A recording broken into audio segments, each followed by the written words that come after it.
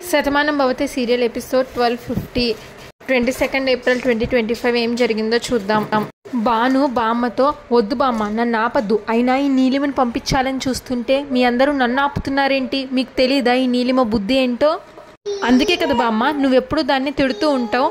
అంతెందుకు బామ్మ, నా తల్లి చనిపోతే నిన్న తల్లి 7 దగ్గర ఏడుస్తూ ఉన్నప్పుడు నువ్వు, మా ఆయన, మావయ్య అందరూ మా ఇంటికి వస్తుంటే ఈ నీలిమే కదా ఆపింది. నువ్వే ముందొచ్చి నాకు చెప్పావు కదా, నీకంటే ముందే వాళ్ళు బయలుదేరారు, ఇంకా రాలేదు, ఏమైంది అని నువ్వే నన్ను అడిగావు కదా. దానికి కారణం ఈ నీలిమనే కదా. అలాంటి దీని గురించి నువ్వు మాట్లాడుతున్నావా? బాను బామ్మని అడుగుతుంది. బామ్మ ఏమీ సమాధానం చెప్పలేక ఏడుస్తుంది. ఇది కాదు, నా మాట వినవే అంటూ బామ్మ అంటే, నేనెవ్వరు చెప్పినా వినను అంటుంది బాను. బాను ఇది మాత్రం ఇక్కడ ఉండకూడదు, పోవే పో అంటూ తోసేస్తుంది నీలిమని బాను.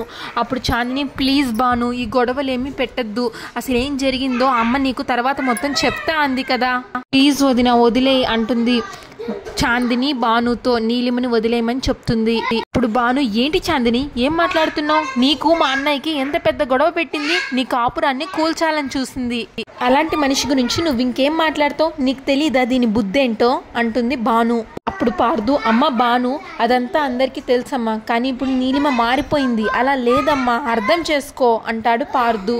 బాను, ఏంటన్నయ్యా నువ్వు కూడా నీలిమకి సపోర్ట్ చేసి మాట్లాడుతున్నావా? ఒకప్పుడు నీలిమ పేరు చెప్తేనే నువ్వు ఎంతలాగా కోప్పడేవాడివి. తను నీడ కూడా నీ ఇంటి వైపు రాకూడదు అని చాందిని తీసుకొని దూరంగా వెళ్ళిపోయావు. కనీసం నీలిమతో మాట్లాడేవాడివి కూడా కాదు, అలాంటిది నువ్వు ఈ రోజు నీలిమను గురించి సపోర్ట్ గా మాట్లాడడం నాకు చాలా ఆశ్చర్యంగా ఉంది అంటుంది బాను. అయినా మీ అందరితో నాకు అనవసరం, ఈ నీలిమ ఇంట్లో ఉండడానికి వీల్లేదు, వెళ్ళిపో అంటూ నీలిమ చేయి పట్టుకొని తోసేస్తుంది బాను. ఇప్పుడు నీలిమ పెద్దమ్మ, ఏంటమ్మా ఇది, ఒకసారి ఏం జరిగిందో నువ్వు తెలుసుకోవాలి కదా, ఇంతమంది చెప్తున్నప్పుడు ఒక్కసారైనా వినాలి కదమ్మా అని అంటుంది బానుని. స్నేహ, బాను గారు కోపంలో మాట్లాడకండి, కాస్త కూర్చొని మాట్లాడుకోవాలి కదా అని అంటుంది బానుతో. ఇప్పుడు బాను వాళ్ళతో, చూడండి మీరెవరో నాకు తెలీదు, ఈ ఇంటికి మీకు ఏ సంబంధం ఉందో కూడా నాకు తెలీదు, ఈ నీలిమ మాత్రం ఈ ఇంట్లో ఉండకూడదు, దీన్ని వెనకేసుకొచ్చి ఎవరు మాట్లాడినా సరే వాళ్ళు నాకు శత్రువులే అవుతారు, మర్యాదగా తప్పుకోండి అని బాను అంటుంది. అప్పుడు నీలిమ వాళ్ళ మామయ్య మనోహర్, అమ్మ బాను కొంచెం అర్థం చేసుకోమ్మా, అనవసరంగా ఇంట్లో గొడవ పెట్టకమ్మా, నువ్విప్పుడు ఇంతలాగా ఆవేశపడకూడదు అని డాక్టర్లు చెప్పారు, ప్లీజ్ కాస్త సైలెంట్గా ఉండు, అన్ని విషయాలు మనం మాట్లాడదాం అంటాడు మనోహర్. అప్పుడు బాను, ఏంటి మామయ్య మీరు కూడా ఇలానే మాట్లాడుతున్నారు, మీ అందరికీ ఏమైంది, నీలిమ గురించి మీ అందరూ ఎందుకు ఇలా మాట్లాడుతున్నారు? ఈ నీలిమ వల్లే అన్నయ్యని పెంచిన కృష్ణప్రసాద్ గారు దూరం అయ్యారు, ఈ నీలిమ వల్లే అత్తయ్య మీద హత్య ప్రయత్నం జరిగింది, ఈ నీలిమ వల్లే ఇంట్లో ఎన్నో గొడవలు జరిగాయి, చివరికి ఇదే నీలిమ ఆ రోజు అన్నయ్య గురించి తప్పుగా చెప్పి ఇంట్లో గొడవలకి కారణమైంది, నేను ఇంటి నుంచి వెళ్ళిపోయాను, మళ్ళీ ఇన్నాళ్లకు తిరిగి ఇంటికి రావడానికి చాలా టైం పట్టింది, ఇలా ప్రతి దానికి కారణం ఇదే, అలాంటి నీలిమ గురించి మీరు ఇలా మాట్లాడడం నాకేం నచ్చడం లేదు, అయినా ముందు ఇది మాత్రం ఇక్కడ ఉండకూడదు, నా కంటికి కనిపించకూడదు, ఇంకా ఏంటో చూస్తున్నావు, నడు నడు బయటికి అంటూ నీలిమ చేయి పట్టుకొని లాక్కెళ్తుంది బాను. అప్పుడు ఇంట్లో అందరూ ఆపబోతారు బాను బాను అని. కార్తిక్ ఏమో, బాను ప్లీజ్ ఎందుకు, నీకు చెప్తుంటే అర్థం కావట్లేదు, నీలిమ నా ఫ్రెండ్ అని నీకు తెలుసు కదా, తను ఎప్పుడు ఈ ఇంట్లోనే ఉంటుంది అని నీకు తెలుసు కదా, అయినా సరే నువ్వు ఎందుకు ఇలా మాట్లాడుతున్నావు, ఇప్పుడు తను వాళ్ళంటూ తనకి ఎవ్వరూ లేరు, తను ఒక ఒంటరి, ఇప్పటికిప్పుడు వెళ్ళిపో అంటే తను ఎక్కడికి వెళ్ళిపోతుంది బాను, ఇక్కడ ఉండని, అయినా తను నీ జోలికి రావడం లేదు, నీతో మాట్లాడడం లేదు, అందుకని దయచేసి తనని వదిలేయి, నీ కంటికి కనిపించద్దు అని నీలిమకి నేను చెప్తాను, నీలిమ నువ్వు వెంటనే లోపలికి వెళ్ళిపో అంటాడు కార్తిక్.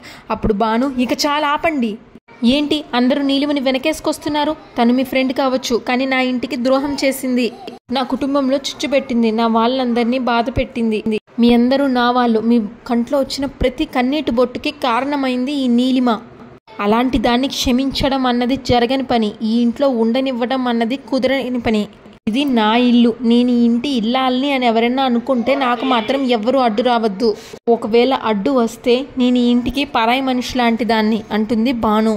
ఇంక బాను నీలిమతో, ఈ ఇంటి నుంచి నిన్ను ఎలా పంపిస్తానో ఇప్పుడు చూడు అంటుంది నీలిమతో, ఇంకోసారి నా ఇంటి వైపు కన్నెత్తి చూడాలి అని నువ్వు అనుకున్నా నీకు భయం పుట్టేలాగా చేస్తాను నడు బయటికి అంటూ దాని చేయి పట్టుకొని లాక్కుపోతుంది బాను నీలిమ చేయి పట్టుకొని. నీలిమేమో బాను ప్లీజ్ నేను చెప్పేది విను బాను, నేను చెప్పేది విను అంటున్నా వినిపించుకోదు. బాను గుమ్మ నుంచి బయటికి తోసేసిద్ది. నీలిమని ఒక్క తోపు తోస్తుంది. ఈలోగా అప్పుడే వాసు ఇంటికి వస్తుంటే వాసు మీద పడుతుంది నీలిమ. వాసు నీలిమని పట్టుకుంటాడు. అప్పుడు ఏంటమ్మా ఇది అంటాడు వాసు. అప్పుడు నీలిమ ఏడుస్తూ నేనెంత చెప్తున్నా బాను నా మాట వినడం లేదు నాన్న అంటుంది. అప్పుడు బాను కోపంగా నోర్ముయ్ చంపేస్తాను, ఏంటి మా నాన్నని నాన్న అని పిలుస్తున్నావు అని అడుగుతుంది. ఆయన నా తండ్రి, నువ్వు ఆయన్ని నాన్న అని పిలిచావంటే ఇక్కడే నిన్ను ముక్కలు ముక్కలుగా నరికేస్తాను అంటుంది బాను. నాన్న మీరు తప్పుకోండి, నేను దీన్ని బయటికి గెంటేయాలి అంటుంది బాను. అప్పుడు వాసు అయ్యో దయచేసి నా మాట విను, నీకు అన్ని విషయాలు నేను అర్థమయ్యేలాగా చెప్తాం, కానీ చాలా రోజులు నువ్వు ఇక్కడ లేవు కాబట్టి నీకు ఈ విషయాలేవి తెలియదమ్మా. నువ్వు అనుకుంటున్నట్టు నీలిమ ఇదివరకటి మనిషి కాదు అని వాసు చెప్తుంటే బాను లేదు నాన్న, ఇది మీ అందరినీ మార్చేసింది, దీని మాయ మాటలతో మీ అందరినీ నమ్మించింది, ఇది ఎంతకైనా తెగిస్తుంది, అమాయకంగా కనబడుతూ నంగనాచిలాగా మాట్లాడుతూ తిన్నింటి వాసాలు లెక్క పెడుతుంది. మీకు కూడా విషయం తెలుసు కదా నాన్న, ఇది నన్ను ఎంతగా ఏడిపించిందో, మిమ్మల్ని కూడా ఎంతలాగా ఇబ్బంది పెట్టింది, చివరికి మీరు జైలుకి వెళ్లారంటే దానికి కారణం ఎవరు, ఇది కదా అంటే అప్పుడు వాసు అది ఒకప్పుడు అంటాడు. ఇది దీని మావయ్య కలిసి ఆడిన నాటకం వల్లే కదా మీరు జైలు జీవితాన్ని అనుభవించాల్సి వచ్చింది. ఇలాంటి రాక్షసి గురించి ఇంకా మీరు ఇలా మాట్లాడడం నాకు నచ్చలేదు నాన్న అంటుంది బాను. దీన్ని మాత్రం బయటికి పంపించేయాలి, ఇది నా కంటి ముందు కనిపిస్తే నేనేం చేస్తానో నాకే తెలీదు అంటుంది బాను. ఏంటి ఇంకా చూస్తున్నావు పోవే అంటూ దాన్ని ఒక్క తోపు తోస్తుంది బాను నీలిమని. అప్పుడు వాసు బాను మీదకి చెయ్యెత్తుతాడు. బాను అంటూ కోపంగా. అప్పుడు పార్దు మనోహర్ నాన్న వాసు అని ఆపబోతారు. అప్పుడు బాను కళ్ళల్లో నీళ్లు తిరుగుతాయి. నాన్న మీరు నా మీద చెయ్యెత్తారా, నాకు ఊహ తెలిసినప్పటి నుంచి నువ్వు నన్ను ప్రేమగా చూసుకోవడమే నాకు తెలుసు, నువ్వు నా కూతుర్వి కాదమ్మా నా అమ్మవి అంటూ నన్ను ఎంతో ప్రేమగా చూసుకున్నారు, ఎప్పుడు మీరు నా మీద చెయ్యెత్తడం నాకు తెలియదు నాన్న, అలాంటిది ఈరోజు దీని గురించి ఇలాంటి మనిషి గురించి మీరు నా మీద చెయ్యెత్తుతారా, మీకెంతో ఇష్టమైన మీ కూతురు మీద మీరు చెయ్యెత్తడం ఏంటి నాన్న, ఇప్పుడు చెప్పండి నాన్న ఎవరు మీ కూతురు, నీనా లేక అదా అని అడుగుతుంది బాను. అప్పుడు అయ్యో బంగారం అంటాడు వాసు. ఏం మాటమ్మా అది, ఇద్దరు నా కూతురులే తల్లి, కుదరదు నాన్న, రెండు కళ్ళు ఒకేలా చూడొచ్చు, రెండు చెవులు ఒకేలాగా వినొచ్చు, రెండు చేతులు ఎత్తి నమస్కారం పెట్టొచ్చు, కానీ నేను నీలిమ ఒకటి అంటే మాత్రం నేను ఒప్పుకోను. అయ్యో అలా అనకు తల్లి అంటాడు వాసు. అప్పుడు బాను ఏడుస్తూ మీకు నేనంటే ప్రాణం అని తెలుసు, నా ప్రాణం పోయింది అన్నప్పుడు మీ అందరూ ఎంతలాగా బాధపడి ఉంటారో నేను ఊహించగలను, కానీ నా తండ్రి ఈరోజు దీని విషయంలో నాపై చెయ్యెత్తారు అంటే నేను తట్టుకోలేకపోతున్నాను, నేను అది ఇద్దరం నీ కూతురులు అంటే నేను ఒప్పుకోను, నేను అదో ఎవరో ఒక్కళ్ళే నీ కూతురు, అదెవరో మీరే చెప్పండి అంటుంది బాను. అప్పుడు ఊర్మిళ బాను ప్లీజ్ అనవసరంగా తొందరపడి నోరు జారకు, కోపంలో మాట్లాడే మాటలు మనస్సుని గాయపరుస్తాయి, ముందు నేను చెప్పేది విను అని ఊర్మిళ అంటుంది. అప్పుడు బాను నేనేది వినను అత్తయ్య, నాకు దీని గురించి వినాల్సిన అవసరం అస్సలు లేదు, ఎవరి గురించి చెప్పినా వింటాను, కానీ నీలిమని సమర్థిస్తే మాత్రం నేను ఒప్పుకోను. అప్పుడు వాసు బానుతో చూడమ్మా నా బంగారు తల్లి మీద చెయ్యెత్తినందుకు నాకు బాధగానే ఉంది, కానీ నీ పని చేయకపోతే నువ్వు అస్సలు ఆగేటట్లు కనిపించట్లేదు, చూడు నువ్వు లేవు ఎప్పటికీ రావు మట్టిలో కలిసిపోయావు అని తెలిసేసరికి ఈ తండ్రి పరిస్థితి మామూలుగా లేదమ్మా, నడుం పడిపోయి వీల్ చైర్లో ఉన్నాను, నేను నడవలేని పరిస్థితుల్లో ఉన్నప్పుడు బతుకు భారమై బతుకు జీవుడు గడుస్తున్నప్పుడు అప్పుడు భగవంతుడా నాకెందుకు ఈ బతుకు, నాకు చావుని ప్రసాదించవయ్యా అంటూ అనుక్షణం ఆ దేవుడిని వేడుకున్నాను. అప్పుడు ఈ నీలిమనే నువ్వెవరినైతే ద్వేషిస్తున్నావో ఆ నీలిమనే నువ్వు ఎంతగానో ప్రేమించే మీ నాన్నకు ప్రతిదీ సేవ చేసిందమ్మా, నీలాగే నన్ను చూసుకుంది, నాలో ధైర్యాన్ని నింపింది, మళ్ళీ నన్ను మామూలు మనిషిని చేసింది, రోజు నేను లేచి అడుగులు వేస్తున్నానన్నా, నీ ముందేలా నుంచున్నాను అన్నా, మళ్ళీ మామూలు మనిషిగా మారాను అన్నా, దానికి పూర్తి కారణం ఎవరో తెలుసా, ఈ నీలిమనే. చూడు తల్లి తప్పును చెయ్యని మనిషి అంటూ ఎవ్వరూ ఉండరు, కానీ తన తప్పును తెలుసుకొని పశ్చాత్తాపడ్డ వాళ్ళు మంచి వాళ్ళు అవుతారని నువ్వే కదా నాతో చెప్పావు. అప్పుడు బాను నీలిమ తప్పులు కాదు నాన్న పాపాలు చేసింది, తప్పులు సరిదిద్దుకోవడం ఉంటుంది కానీ పాపాలు సరిదిద్దుకోవడం ఉండదు. అప్పుడు వాసు చూడమ్మా పాపానికి కూడా పరిహారం ఉంటుంది, పశ్చాత్తాపం ఉంటుంది, ఇప్పుడు నీలిమలో అదే ఉంది తల్లి, అయినా అదంతా తను ఒక్కతే చేసిన పని కాదు కదా, అప్పట్లో నీలిమకి కార్తిక్కి పెళ్లి చేయాలని వాళ్ళ మామయ్య చేసిన నాటకాలు, ఇంటిలో నీలిమని ఎలాగైనా చేర్చాలి, నీలిమని ఇంటి కోడలు చేయాలి అని ఆ విష్ణుమూర్తి ఆడిన నాటకంలో నీలిమ కూడా పావుగా మారింది. కానీ ఆ విష్ణుమూర్తి మాత్రం ఏం సాధించాడు, ఏం బాగుపడ్డాడు? అంతెత్తు మేడ మీద నుంచి కింద పడి ప్రాణాలు పోగొట్టుకున్నాడు. తరువాత నీలిమ చేసిన తప్పేంటో తను తెలుసుకుంది, తనని తాను మార్చుకుంది. అనుక్షణం ఈ ఇంటి గురించి ఆలోచించిందిరా. నువ్వు లేవు అన్న బాధతో ఈ ఇంట్లో అందరూ కుంగిపోతున్నప్పుడు ఇంట్లో ప్రతి ఒక్కరికి ధైర్యాన్ని చెప్పి మళ్ళీ మేమందరం మామూలు మనుషులుగా ఉండేలాగా చేసింది. చూడు, ఇప్పుడు నువ్వు తిరిగి వచ్చావు అంటే మా అందరితో పాటు నీలిమ కూడా సంతోషిస్తుందిరా. దయచేసి అర్థం చేసుకో తల్లి అని వాసు అంటాడు. మరో పక్క నీలిమ ఏడుస్తూ, బాను, నా మీద నీకు కోపం ఉండటం సహజమే, కానీ నువ్వు అనుకుంటున్న ఆ నీలిమ ఇప్పుడు లేదు. ఆ నీలిమ ఎప్పుడో చచ్చిపోయింది. ఇప్పుడు నా పేరు నీలిమ అని మాత్రమే ఉంది, కానీ నా మనసులో ఎలాంటి కల్మషం లేదు.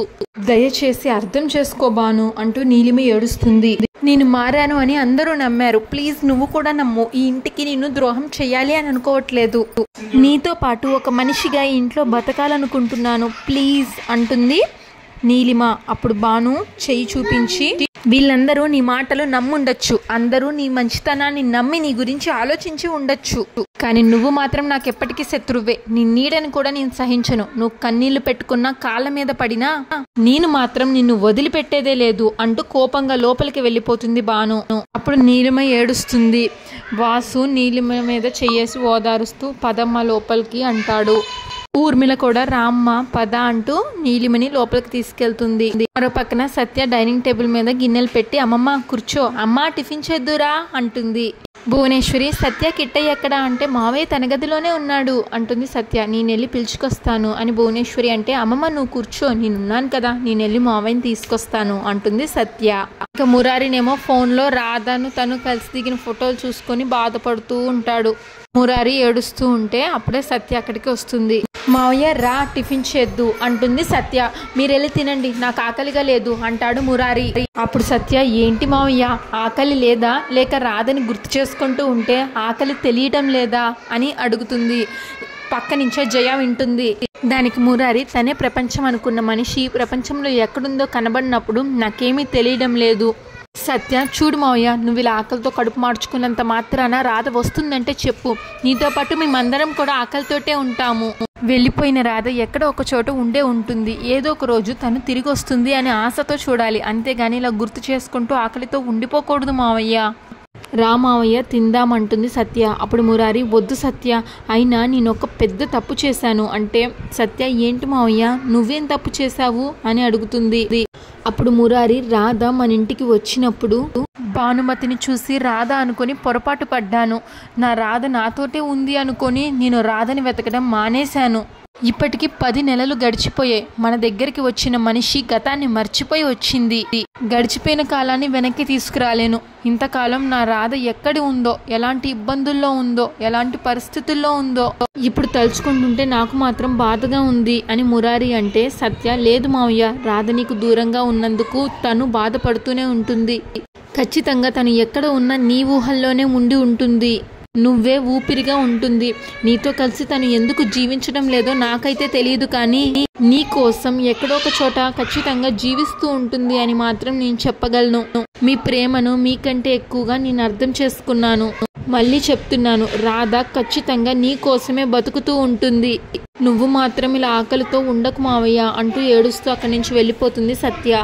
బయట నుంచి అంతా వింటున్నా వాళ్ళమ్మ జయ కళ్ళల్లో నీళ్లు తిరుగుతాయి.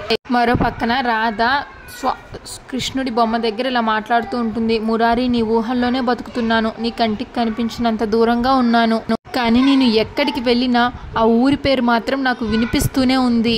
నీ ఊసు నాకు తెలుస్తూనే ఉంది.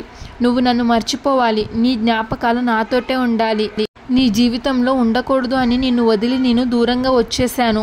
కానీ నేను ఏ మూలకి వచ్చినా ఈ ఊరి పేరు, అక్కడ ఉన్న వాతావరణం గురించి నాకు వినిపిస్తూ ఉంటే నాకిప్పుడు అనిపిస్తుంది మురారి, ప్రేమ అనే 2 అక్షరాలు మనం ప్రపంచంలో ఏ మూలకి వెళ్ళినా కలిపి తీరుతాయి మురారి. నిన్ను మనసారా ప్రేమించాను, నువ్వు నన్ను మనస్ఫూర్తిగా ప్రేమించావు. అందుకే ఒకరిని విడిచి ఒకరు ఉండలేమన్నట్టుగా పరిస్థితులు ఉన్నాయని ఈ రోజు నాకు అర్థమైంది. ఎక్కడ రాయలసీమ, ఎక్కడ అమ్మవారిపల్లి, ఇంత దూరంలో ఉన్నా సరే ఆ ఊరి పేరు, నీ పేరు నాకు వినిపిస్తూనే ఉన్నాయంటే నా నీడలాగే నీ ప్రేమ కూడా నాతోటే ఉంది అని నాకు అర్థమవుతూ ఉంది. మీ అక్క వల్ల నా తలరాత మారిపోయింది అని అనుకున్నాను, కానీ ఈ రాతలో ఆ మురారి రాక ఉంది అని నాకు ఇప్పుడిప్పుడే అర్థమవుతుంది. అంతటితో ఎపిసోడ్ పూర్తవుతుంది. ఇంకా నెక్స్ట్ ఎపిసోడ్ ప్రోమోలో కార్తిక్ నీలిమతో నువ్వు ఎంత బాధపడుతున్నావో నేను అర్థం చేసుకోగలను, కానీ నా భాను ఉన్న పరిస్థితి కూడా నువ్వు కొంచెం అర్థం చేసుకో, దాని గురించే నీకు నా భాను తరపున నేను నీకు క్షమాపణ అడుగుతున్నాను అంటాడు కార్తిక్. దానికి నీలిమ తను నన్ను ఎన్ని మాటలన్నా సరే నేను బాధపడను, ఎందుకంటే మీ ఇద్దరు బాగుండాలని నేను కోరుకుంటాను. నీలిమకి ఒక్కసారిగా గుర్తొస్తుంది, కార్తిక్ భాను ఎక్కడుంది అని అడుగుతాడు. అంటే ఏమైంది నీలిమ అని కార్తిక్ అడిగితే నా ఐటమ్స్ కొన్ని నీ రూమ్లోనే ఉండిపోయాయి అంటుంది నీలిమ. పొరపాటున భాను చూసిందంటే చాలా పెద్ద గొడవ అవుతుంది అని అంటుంది నీలిమ. ఈలోగా భాను వీళ్ళిద్దరు పెళ్లి ఫోటో ట్యాబ్లో చూసేస్తుంది. నీలిమ కార్తిక్ పెళ్లి ఫోటో భానుకి తెలిసిపోతుంది, నీలిమకి భాను కార్తిక్కి పెళ్లి అయిపోయిందని. Shatamanam Bhavati serial regular update కోసం మా ఛానల్ని సబ్స్క్రైబ్ చేయండి. ఈ ఎపిసోడ్ పైన మీ అభిప్రాయాన్ని తప్పకుండా కామెంట్ చేయండి. Thanks for watching.